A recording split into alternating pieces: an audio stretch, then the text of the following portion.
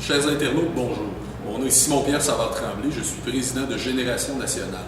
Je vous invite à visiter notre site internet au www.génération-nationale.org.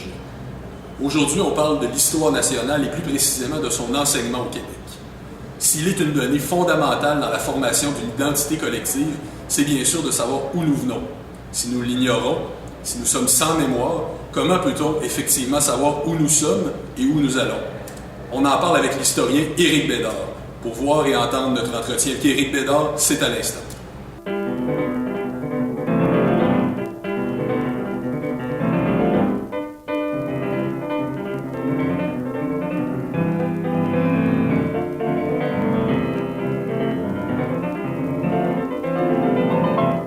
Éric Bédard, bonjour. Bonjour. Merci d'avoir accepté notre invitation. Ça me fait plaisir. Alors, pour commencer, avant d'aller plus en profondeur, parlons d'actualité. Pourriez-vous revenir un peu sur la polémique dont nous avons entendu parler dans Le Devoir il y a une semaine ou deux? Oui, d'abord, en effet, c'est une polémique qui m'a un petit peu irrité parce que le Parti québécois a un programme. Il s'agit de renforcer l'histoire politique, l'histoire nationale à tous les niveaux scolaires. Et donc, la première ministre a envoyé des messages assez clairs qu'elle souhaite aller dans ce sens-là, respecter les engagements. La ministre, donc Mme Malavoie. La ministre Marie Malavoie, et même la première ministre, dans son discours d'inauguration, a dit qu'elle voulait aller dans ce sens-là, qu'elle voulait respecter les engagements qui ont été pris dans le programme. Et là, ce qui s'est passé, c'est que la ministre, de bonne foi, s'est tournée vers son sous-ministre et elle lui a dit, crée un comité, fais quelque chose, vois à ce qu'on puisse améliorer les choses. Et le sous-ministre, lui, s'est penché, il a reçu cette commande et il s'est tourné vers le ministère, les responsables. Et l'un des responsables, l'un des coordonnateurs de toute cette opération, il a confié ça, il a mis ça sur sa table. Or, c'était la même personne et les mêmes personnes qui sont à l'origine du programme de 2006, le programme qui est à l'origine de tous les problèmes dont on discute depuis quelques années. On reviendra sur le détail. Et donc, évidemment, dans ces conditions-là, on s'est dit, et là, il y a un comité qui a été créé, avec des gens qui sont tout à fait... quelqu'un comme Jocelyn Letourneau ne reconnaît pas l'existence de la nation québécoise, il dit qu'on est dans le post-national, etc., était sollicité pour faire partie de ce comité-là. Donc, quand on a vu ça aller, on a tout de suite, les gens, moi et des gens de la Coalition pour l'Histoire, on a tout de suite dit, il y a quelque chose qui ne tourne pas rond, c'est quand même pas normal, on risque d'un peu perdre notre temps. Le mandat du comité était très, très flou. Donc, on a dit, écoutez, je pense qu'il faut revoir ça. Et donc, la ministre a réalisé ça et a dit, oui, en effet, c'est curieux. Peut-être qu'on a un peu perdu le contrôle du processus.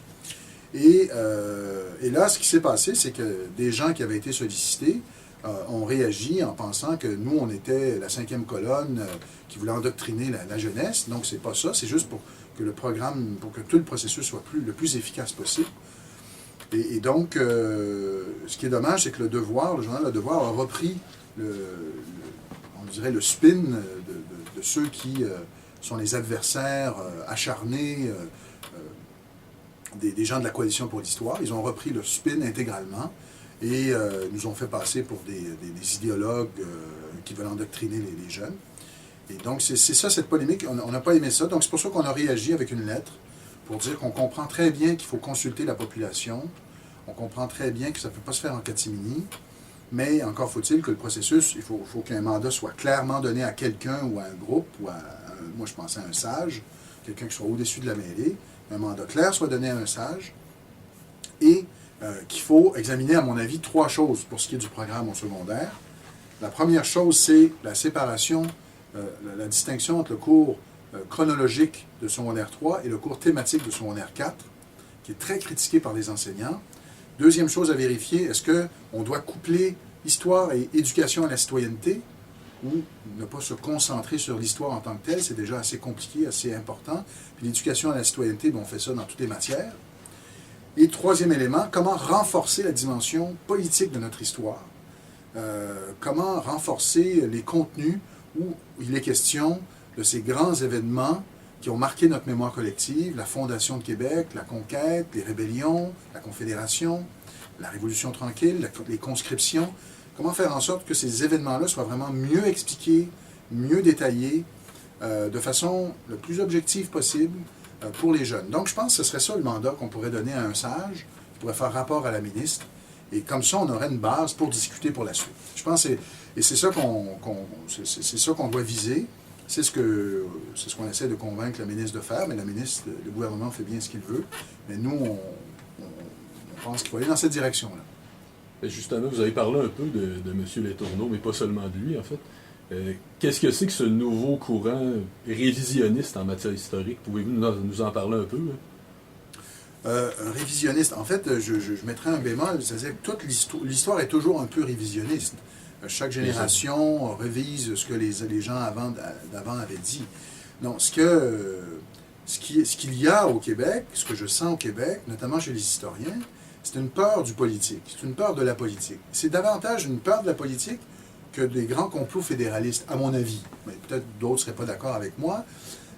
Donc une peur de la politique, comme c'est un sujet tendu, comme il y a des interprétations parfois divergentes, comme ça réfère à quelque chose de très lié à l'identité québécoise, la solution pour certains, c'est de mettre ça un peu sous le tapis.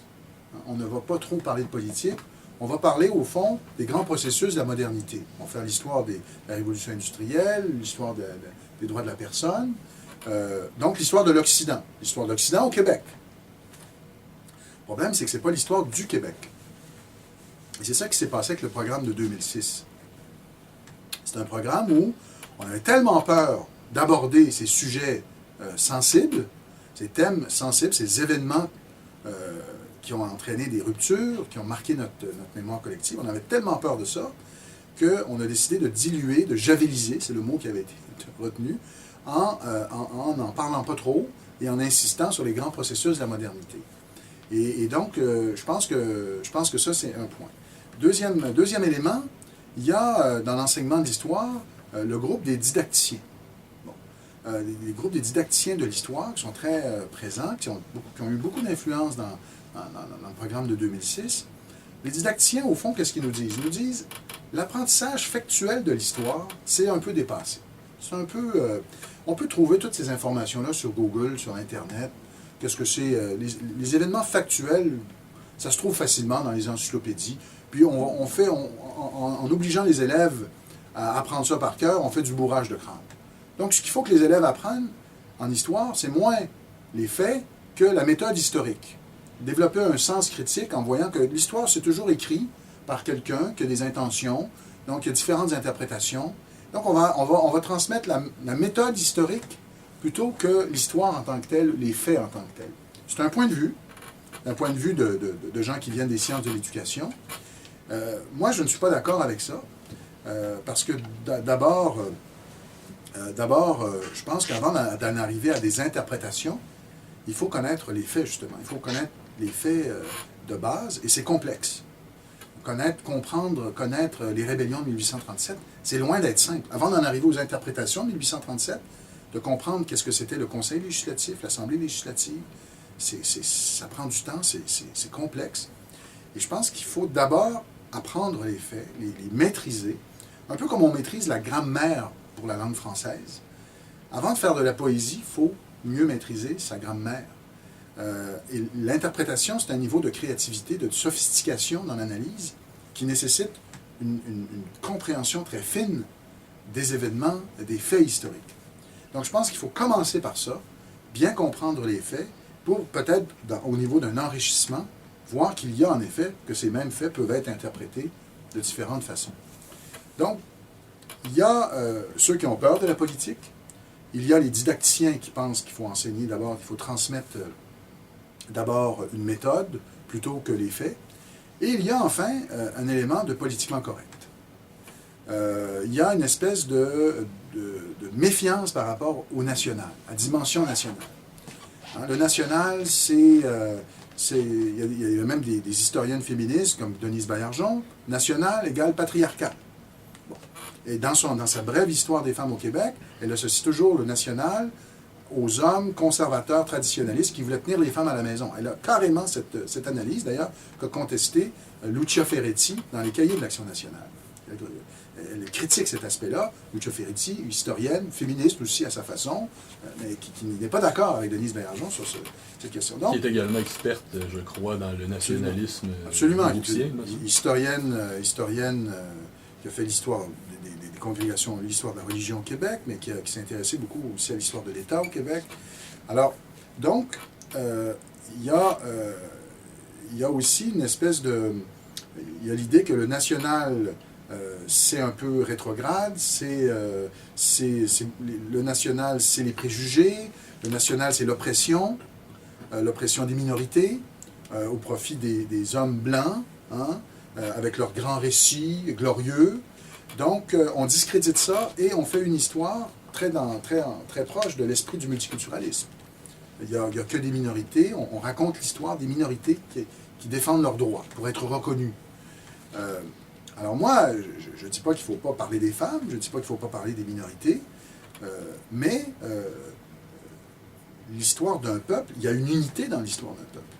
Il y a un récit autour d'un peuple. Il faut qu'il y ait une unité dans l'histoire qu'on présente et il s'avère qu'il faut un équilibre entre l'histoire de ces groupes particuliers qui ont voulu être reconnus et l'histoire d'un peuple qui a été confronté à la possibilité de sa disparition. C'est ça. Et c'est ce qui fait la particularité. C'est ce qui fait la particularité de l'histoire du Québec. Un peu particulièrement tricoté, serré, oui, de par justement cette menace-là, de par la survivance. Oui, c'est ça. Un peuple qui a été devenu une obsession nationale. Un peuple qui a été confronté très tôt à la possibilité de sa disparition. C'est pas banal. Alors, donc, ça explique tout ça. Ça explique la Révolution tranquille, ça explique le mouvement souverainiste, la défense de la langue française, même dans le reste du Canada. Il faut expliquer ça aux gens et aux jeunes. Il faut expliquer d'où ça vient, pourquoi il y a cette peur atavique de disparaître, quel rôle ça a joué dans notre histoire, et comment politiquement on a tenté de répondre à cet enjeu-là. Je pense que c'est important de l'expliquer à des Québécois qui s'appellent Tremblay ou Bédard, mais c'est surtout important de l'expliquer à des jeunes issus de l'immigration qui débarquent dans une société, qui se font dire qu'ils doivent aller dans une école française, qu'il y a une loi 101, il y a un mouvement, il y a un parti au pouvoir qui dit qu'il veut l'indépendance. Il faut lui expliquer d'où ça vient, tout ça. Donc, pour faciliter son intégration. Pas pour en faire un bon indépendantiste, mais pour en faire un Québécois qui comprend dans quelle société il vit, tout simplement. Donc, vous voyez, c'est ça le programme de 2006 témoigne de ça, témoigne d'une méfiance de l'idée nationale qu'on associe aux préjugés de l'homme blanc, oppresseur, témoigne d'une peur de la politique qui est très québécoise, parce que ça nous chicane, ça nous divise. Et témoigne aussi de l'influence des didacticiens, donc une approche pédagogique de l'enseignement.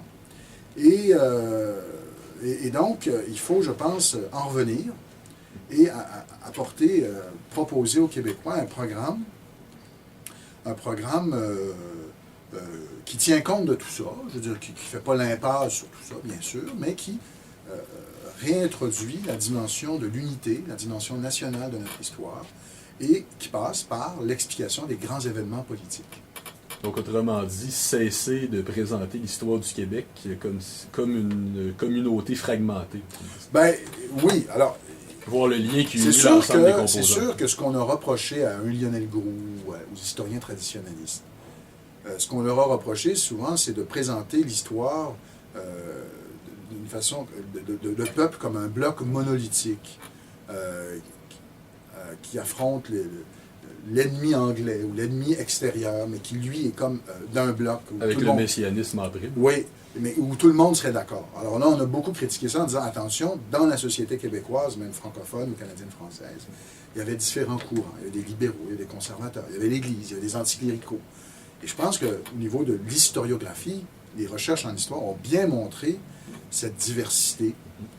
Et je pense que c'est une richesse de mieux connaître cette diversité dans notre histoire, que tout le monde ne pensait pas la même affaire, tout le monde ne pensait pas de la même façon. Et moi, quand j'ai parlé des réformistes au 19e siècle, je montrais qu'ils étaient en désaccord avec la stratégie de Papineau, et puis bon, C'est le signe d'une société vivante, dynamique, même démocratique.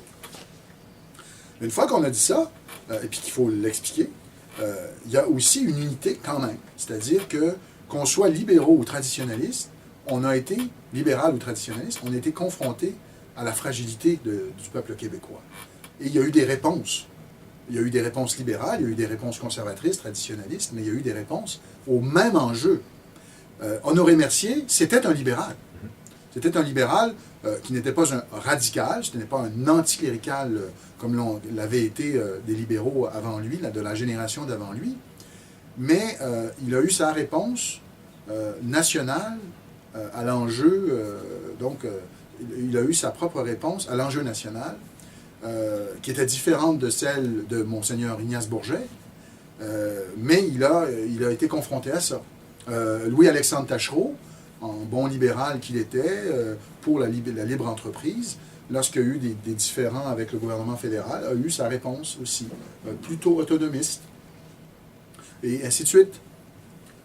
Maurice Duplessis, qui était pas du tout, qui était libéral sur le plan économique, mais qui était plus conservateur sur le plan des mœurs sociales et culturelles, avait aussi eu sa réponse, etc. Donc, il y a quand même cette question qui est au centre de notre histoire, et je pense qu'il faut mieux l'expliquer. L'ensemble des idéologies dans l'histoire se sont en grande partie traduits par une réinterprétation de l'histoire, justement, une réinterprétation du passé. Parce que pour prôner un projet politique actuel, il faut avoir un certain rapport au passé, que ce soit les marxistes, avec la lutte des classes, les anticolonialistes, etc. Pour nous, il nous semble, d'une certaine façon, qu'évidemment que l'histoire ne doit pas être idéologisée, mais en même temps qu'elle n'est pas neutre. Il nous semble que l'histoire s'inscrit dans le rôle plus global de l'école, qui est la transmission d'une entité qui préexiste et dépasse l'individu, pour que l'individu, justement, ne soit pas qu'un individu déraciné, laissé à lui-même. Qu'est-ce que vous en pensez? Oui. Je pense que l'histoire a un rôle purement et strictement deux rôles. Il y a un rôle, disons, au niveau de la formation et du savoir et de la connaissance. Avoir une culture historique, c'est c'est cultiver une certaine distance par rapport au présent. C'est toujours se rappeler que ce qu'on vit, c'est dans un contexte plus large. Ça se situe dans un continuum. Et cette culture-là, moi je crois, c'est ce que je dis dans mon livre Recours aux sources, elle nous aide à vivre. Sur le plan existentiel, ça nous aide à vivre, ça nous aide à entre guillemets, relativiser le présent. Parce qu'on situe le présent dans un continuum plus long. Et ce qu'on peut trouver des fois désespérant dans le présent, ben on se dit, ben là, dans le passé, c'était pire, ou il y avait d'autres contextes, etc. Donc, il y a un niveau de connaissance, il y a un niveau existentiel qui nous permet de prendre nos distances et de relativiser, justement, un peu, entre guillemets, les malheurs du présent. Mais il y a une fonction, certainement, identitaire. Qui suis-je? Bon. Alors, je suis, à la question « qui suis-je » comme individu, il y a bien sûr ma famille qui m'a raconté l'histoire de ma naissance, mes parents, mes grands-parents, tout ça fait partie de moi, c'est mon identité. Mais cette famille-là, elle participe d'une aventure collective. Dans notre cas, c'est celle du Québec. Une aventure collective qui est plus large que ma famille et que mon histoire individuelle. Et c'est ça que je dois mieux comprendre. C'est ça que je dois mieux comprendre pour savoir qui je suis. Donc, il y a une fonction, oui, identitaire. Alors, quand on dit ça, des fois, là, tout de suite, les gens prennent panique, peur bleue, ah, c'est ça, identitaire, donc j'appartiens à... Donc, vous voulez en faire des souverainistes? Je pense pas, honnêtement. On peut très bien, une fois qu'on a bien appris l'histoire du Québec, dire, mais le Canada, ça nous appartient, je voudrais mieux... je crois encore qu'on peut renouveler le Canada pour en faire partie, mais on sait mieux qui on est. On sait mieux qui on est. Donc, il y a une fonction identitaire qui nous permet d'être enracinés, en effet, dans une histoire longue, quelque chose qui nous dépasse. Et on peut donc se poser la question, légitimement, une fois qu'on connaît mieux notre histoire. Dans mon cas, par exemple, je suis la 11e génération de Bédards. Bon, les gens, moi et les gens de ma génération qui sont des Bédards, je suis la 11e génération. Bon. Quand je connais mieux mon histoire, je me dis, bon, ben, on s'est rendu jusqu'à moi. Et j'hérite d'une société qui est quand même pas une société si pire que ça. C'est une société qui a des forces, qui a des faiblesses, mais qui a des forces. Mais une société dont la culture est fragile, dont le patrimoine culturel est fragile. Là, la question que je me pose, c'est est-ce que je suis intéressé à faire mon bout de chemin, moi et les gens de ma génération, pour transmettre quelque chose à mes enfants qui soit en meilleur état, ou qui soit en aussi bon état ou en meilleur état. Donc, je m'associe à quelque chose d'un peu fragile. Même si moi, individuellement, je peux dire, moi, j'avais bien ma vie personnellement, individuellement, mais je fais partie d'un peuple qui a une certaine fragilité, qui a une certaine précarité. Quand je dis ça, c'est au niveau de sa culture, de la pérennité de sa culture et de ses institutions. Alors, je peux me désolidariser de ça. Je peux dire, c'est pas mon affaire. Écoute, moi, j'ai d'autres causes dans la vie, c'est pas mon affaire. Chacun a le droit. Ou chacun peut dire, ben, quand c'est le moment de voter, je me solidarise. Mais on peut aussi dire, non, on fait partie de cette société, de cette aventure collective, et on veut que ça se poursuive. Donc, il y a une fonction de connaissance, il y a une fonction existentielle, puis il y a une fonction d'identité, oui, pour savoir mieux qui on est. Donc, pour vous, ce n'est pas donc un endoctrinement nationaliste que de justement voir et défendre cette fonction identitaire. Non, pas du tout.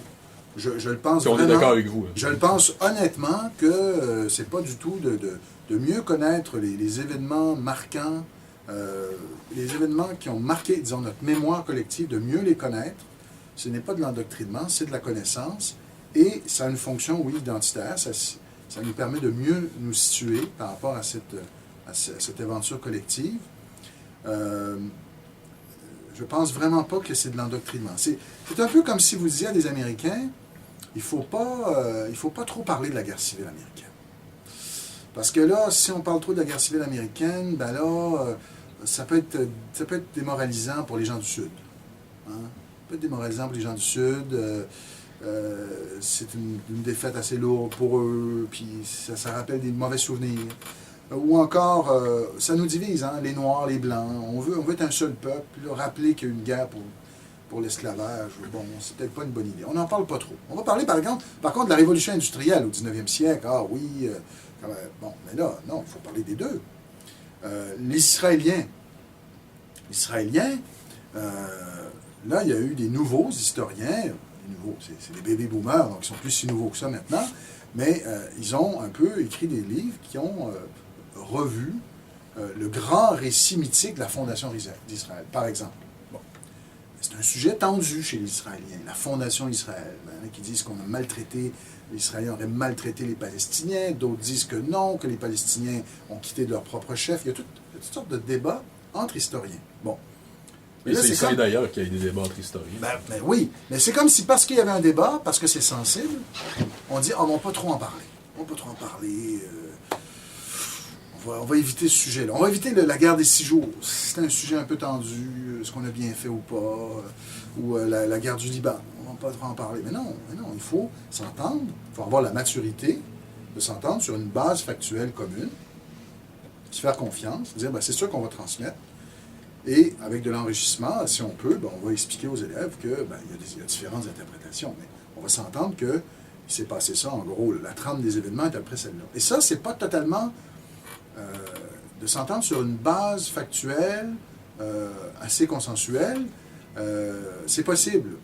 Et il ne faut pas aller trop loin dans le relativisme et dire « Ah, les faits, ça n'existe pas, c'est juste des constructions. » Non, il y a eu la guerre de 7 ans, il y a eu Wolfe qui est débarqué, Wolfe qui avait une certaine vision des choses. Il y avait Montcalm qui, lui, descendait d'une autre branche.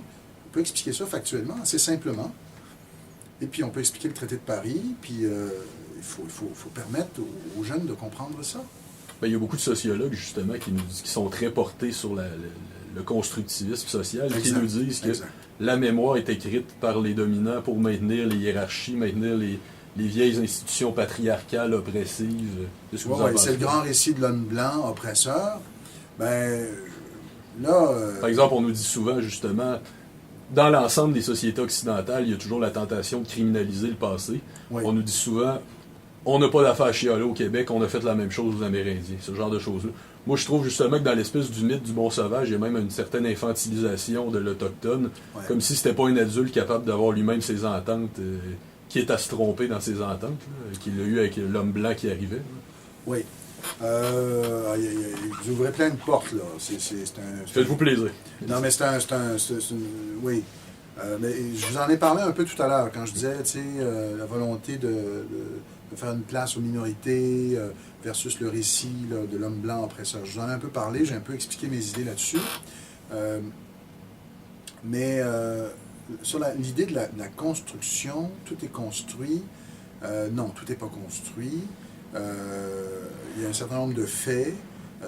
Je veux dire, la bataille des plaines d'Abraham a eu lieu. C'est pas une construction, elle a eu lieu.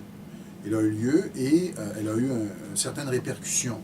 Le traité de Paris a eu une certaine répercussion. Ce sont des faits, ça. C'est pas juste des constructions d'historiens. Je pense qu'il faut... je comprends l'idée, là, mais il ne faut pas aller trop loin là-dedans.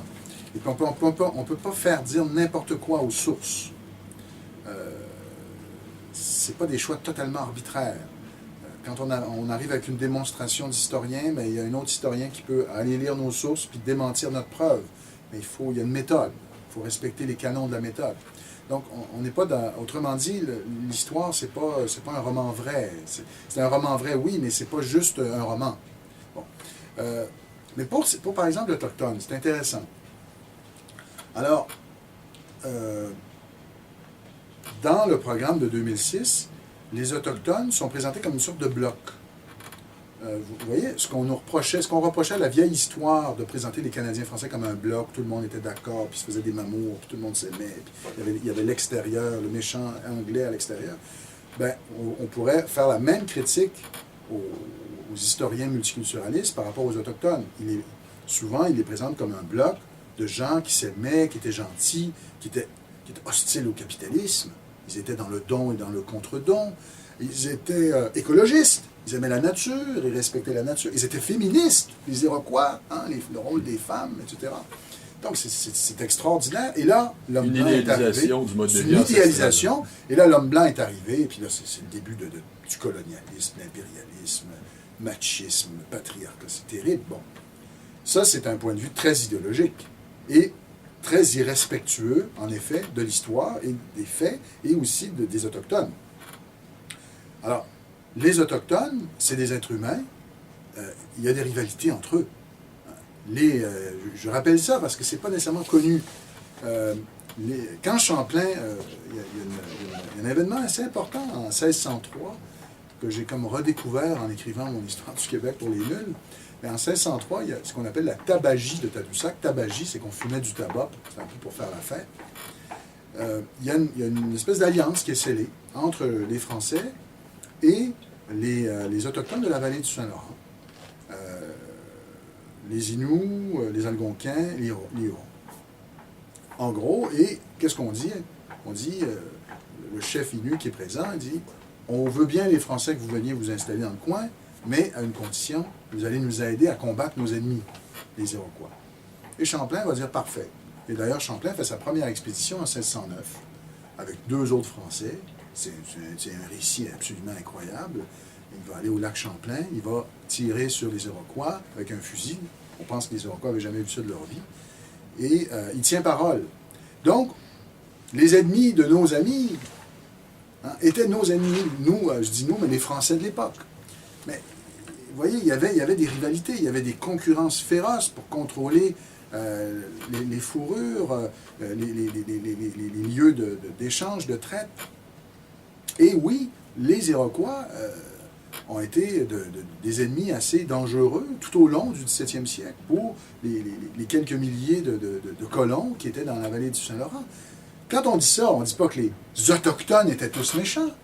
On dit qu'il y avait des Iroquois qui étaient les ennemis de nos alliés et qui nous voyaient comme une menace. Mais c'est factuel, c'est tout. Et il y a eu, en effet, des combats difficiles, notamment avec le fameux dollar des Ormeaux, qu'on a voulu absolument déconstruire, présenter comme un vulgaire brigand. Et les historiens, c'est loin d'être clair que c'était le cas. c'est beaucoup plus nuancé que ce qu'on nous a dit, que c'était un brigand qui voulait voulait faire la passe, comme on dit. C'est loin d'être clair, parce que c'est le grand héros qu'en faisait gros.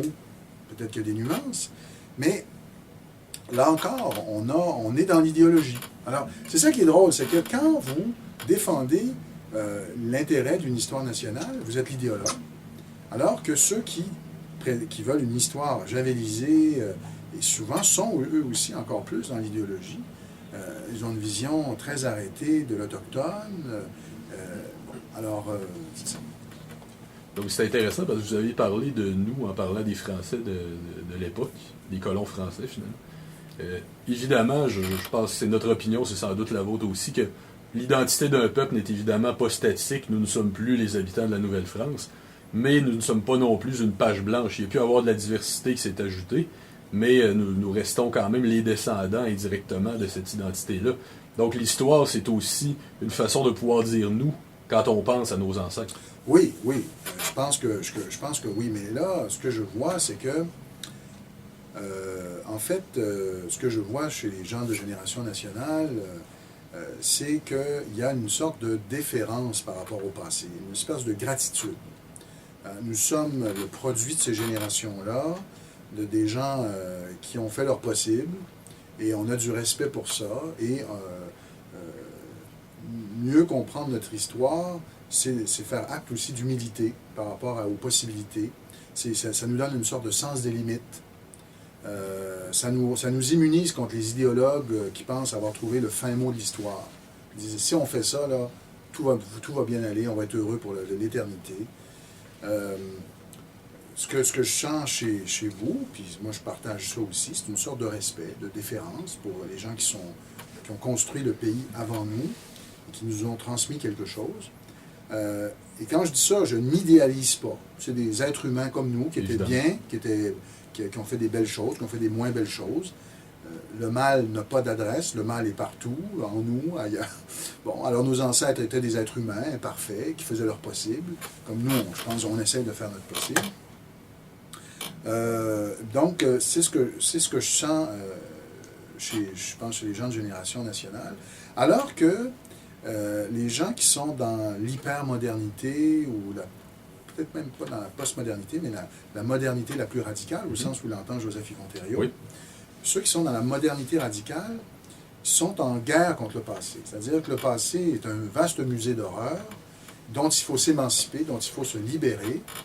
Et pour mieux entrevoir l'avenir, on se tourne vers le passé parce qu'on a des comptes à régler.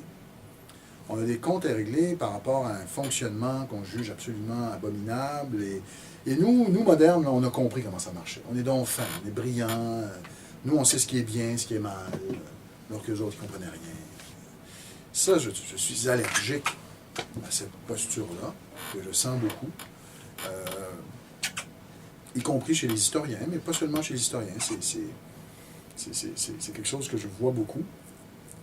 Et dans la population générale, on se pense plus fin que les autres. On n'a rien à apprendre du passé. Si on se tourne vers le passé, c'est pour chercher des coupables. Pour expliquer, c'est ça, pour chercher des coupables ou pour chercher des héros qui annoncent notre époque extraordinaire. C'est un peu curieux, c'est un peu l'un ou l'autre. Alors qu'on pourrait se tourner vers le passé, pour dire, c'était quoi leur réalité, comment voyaient-ils les choses, et c'est ça. Mais en effet aussi, il y a l'idée d'un nous. On est issu d'un peuple. Les Français au début, c'était des colons. Le mot canadien, l'ethnonyme canadien, apparaît à la fin du 17e siècle. Donc ce ne sont ni des Autochtones ni des Français.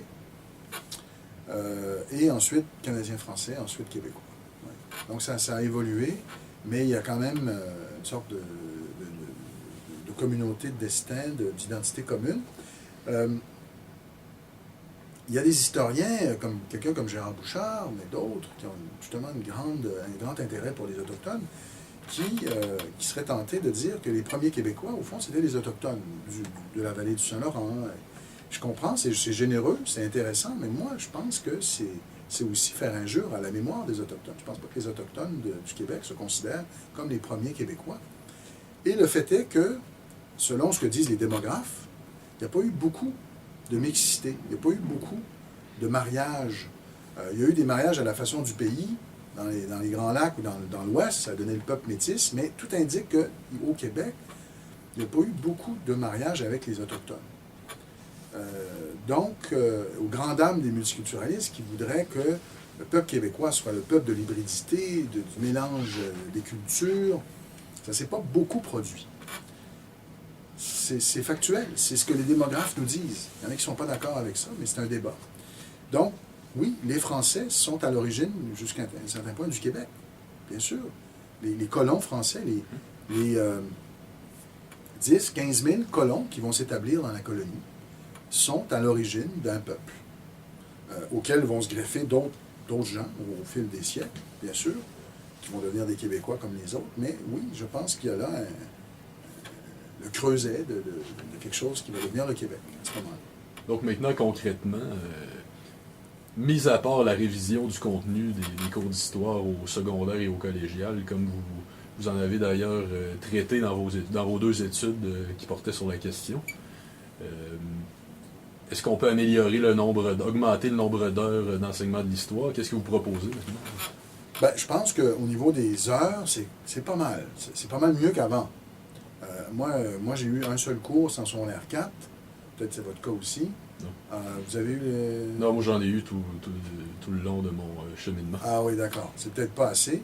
Mais en tout cas, par rapport à avant, c'est mieux. Moi, j'avais juste secondaire 4. Et donc là, on a secondaire 3, secondaire 4 pour l'histoire du Québec et du Canada. Il y a des cours secondaire 1, secondaire 2, histoire du monde. C'est mieux qu'avant. Alors, moi, je commencerai par... la bataille que je pense qu'il faut mener, c'est plus sur le programme pour l'améliorer, le renforcer, l'enrichir.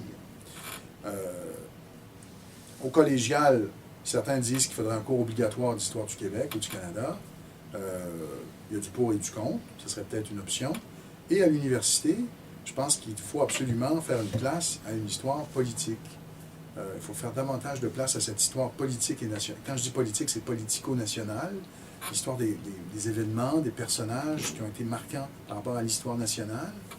Il faut qu'il y ait une plus grande place accordée à ça, par peut-être le biais de chaires. Il faut que le gouvernement puisse encourager ce type de recherche-là. Parce que je vous donne un exemple, on a eu le 250e des Plaines d'Abraham. On n'a aucun spécialiste sur la guerre de 7 ans au Québec. C'est quand même incroyable. La plus grande biographie de Samuel de Champlain a été écrite par un Américain, récente. Ça ne veut pas dire qu'on personne ne la connaît, mais on devrait avoir nos spécialistes sur ces moments charnières de notre histoire. Donc je pense que ça, c'est en gros le programme qu'on pourrait se donner pour améliorer l'enseignement et la recherche en histoire. Maintenant, une dernière question. Je vais faire appel à l'historien en vous et non pas seulement au promoteur de l'histoire.